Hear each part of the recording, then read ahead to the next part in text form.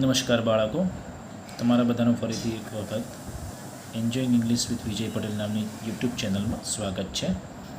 આપણે હવે જે નેક્સ્ટ ગ્રામરનો ટૉપિક જોવાનો છે તે છે ડાયરેક્ટ એન્ડ ઇનડાયરેક્ટ સ્પીચ. આ ટૉપિક બાળકો એક્ટિવ વોઇસ અને પેસિવ વોઇસ જેમ ચલાવ્યો તેમ થોડો લાંબો અને ગૂંચવાડા ભર્યો છે, તો તમે થોડું ઊંડાણથી ધ્યાન આપજો. ટૉપિકનું નામ તમને ગુજરાતીમાં સમજાવી દો. પહેલાં ઇંગ્લિશ જોઈએ. Direct and indirect speech. Direct એટલે પ્રત્યક્ષ અને ઇનડાયરેક્ટ એટલે થાય પરોક્ષ, અને સ્પીચ એટલે શું થાય બાળકો? કથન. હવે ડાયરેક્ટ અને ઇનડાયરેક્ટની આપણે પહેલાં ડેફિનેશન જોઈ લઈએ. તમે જાણો છો ડેફિનેશન એટલે થાય છે વ્યાખ્યા, બરાબર છે. સૌથી પહેલાં ડાયરેક્ટ સ્પીચની ડેફિનેશન જોઈએ. મેં અહીંયા બ્લેન્ક રાખ્યું છે, જે હું ગુજરાતીમાં બોલીશ તમારે ચોપડામાં લખવાની છે સાંભળીને, બરાબર. ડાયરેક્ટ સ્પીચની ડેફિનેશન શું થાય તો જુઓ.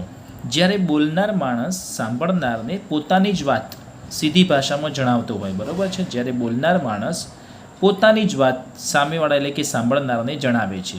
ફરીથી બોલું છું. જ્યારે બોલનાર માણસ સાંભળનારને પોતાની જ વાત સીધી જ ભાષામાં જણાવે છે તેને ડાયરેક્ટ સ્પીચ કહે છે. એટલે ગુજરાતીમાં એને કહેવાય પ્રત્યક્ષ કથન, બરાબર.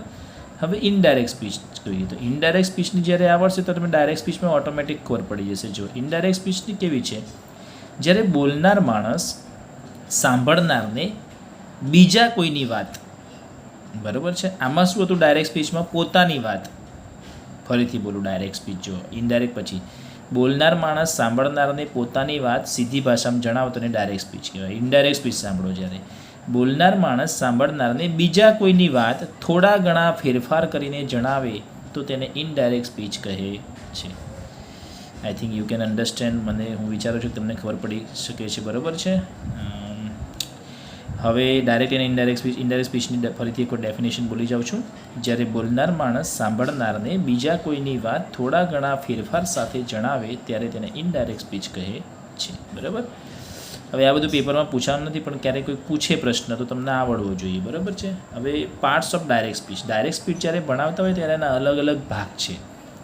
એ હું જ્યારે ભણાવતો હોઈશ ત્યારે એ ભાગને ક્યારેક ઇંગ્લિશમાં ક્યારેક ગુજરાતીમાં એ રીતે બોલીશ તો તમને સમજણ પડવી જોઈએ કે સાહેબ કયા મુદ્દાની ચર્ચા કરી રહ્યા છે. પેપરમાં પ્રશ્નનું સેન્ટેન્સ કેવું હશે તો ડાયરેક્ટ સ્પીચ આ પ્રમાણે હોય. આપણે પેપરમાં આ પ્રમાણે સેન્ટેન્સ મળે. અને પાર્ટ્સ એટલે ભાગ, અને ડાયરેક્ટ સ્પીચ એટલે પ્રત્યક્ષ કથનના. તો એક્ઝામ્પલ લખી જો. Ram said to Sita. રામે સીતાને કહ્યું, બરાબર. શું કહે છે રામ?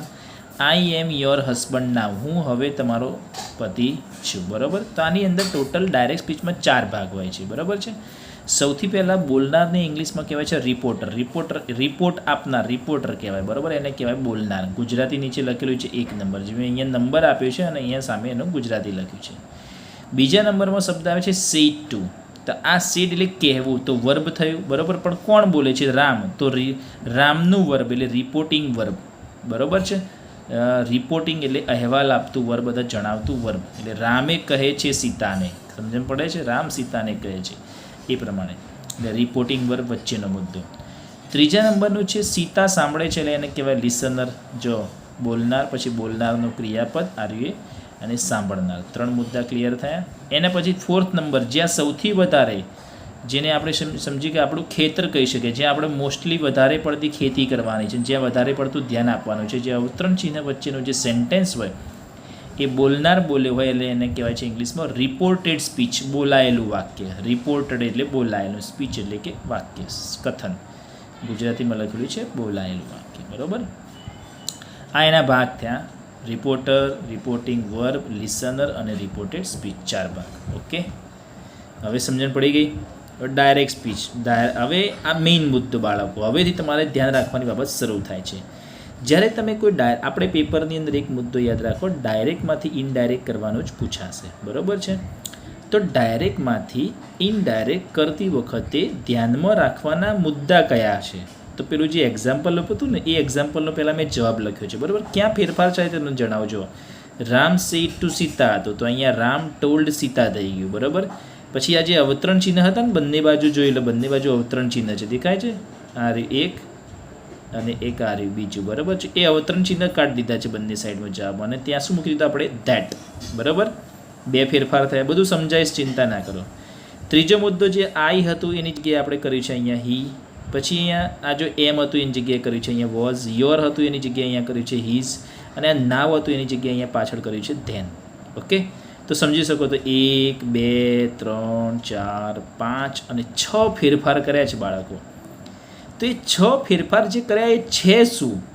એ જ જે મુદ્દા છે એને કહેવાય છે ડાયરેક્ટમાંથી ઇનડાયરેક્ટ કરતી વખતે ધ્યાનમાં રાખવાના મુદ્દા. ટોટલ 6 નથી, ટોટલ 5 છે. જો 1 2 આ 3 3 એક જ સમાન છે, 2 વખત લખ્યું છે. પછી નંબર 4 છે આરે, અને આ ધ્યાન છે 5મો.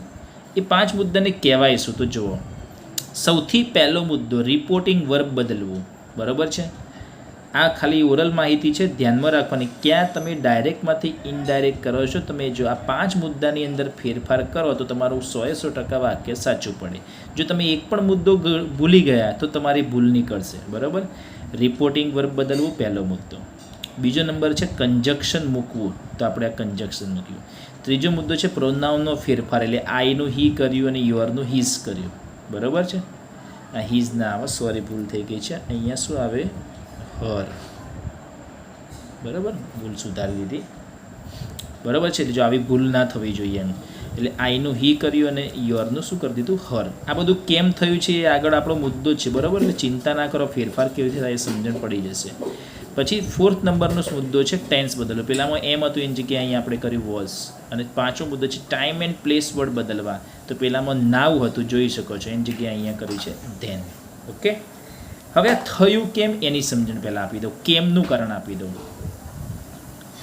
તો જ્યારે આ ઉપરનું વાક્ય બોલાયું હતું એ રામે સીતાને કહ્યું હતું. બરાબર. તો એ સમયે રામ સીતાને કહેતા હતા એટલે વર્તમાન કાળ હતો. સમજણ પડી ગઈ? પણ રામે સીતાને કહેલું વાક્ય કોણે સાંભળ્યું? મેં. એ વાતો કરતા હતા, હું સાંભળી ગયો.